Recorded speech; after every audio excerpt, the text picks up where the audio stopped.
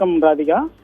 தற்போது அந்த புயலானது பார்த்தோம்னால் சென்னைக்கு அருகே நெருங்கி கொண்டிருக்கும் நிலையில் கடலோர மாவட்டங்களில் மழை பெய்யும் என தெரிவிக்கப்பட்டுள்ளது.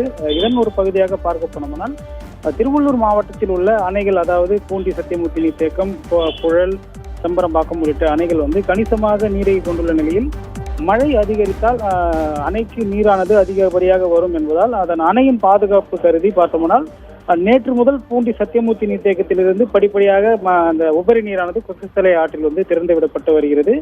குறிப்பாக முதலில் 200 கன அடி என்று திறக்கப்பட்ட அந்த கன அடி நீர் தண்ணியானது தற்போது அது இப்போ இந்த நிலையில் பார்த்தோம்னால் 1300 கன அடி நீரானது தற்போது அந்த கொசஸ்தலை ஆற்றில் திறந்து விடப்பட்டு வருகிறது. குறிப்பாக நீர் திறக்கும் பட்சத்தில் அந்த நீர் செல்லும் வழிகளான உதப்பை, மெய்யூர் உள்ளிட்ட பகுதிகளில் அந்த வெள்ள நீர் கொசஸ்தலை ஆற்றில் செல்லும் என்பதால் கரையோர மக்கள் பாதுகாப்பாக இருக்கும்படியும் எச்சரிக்கை விடுக்கப்பட்டுள்ளது.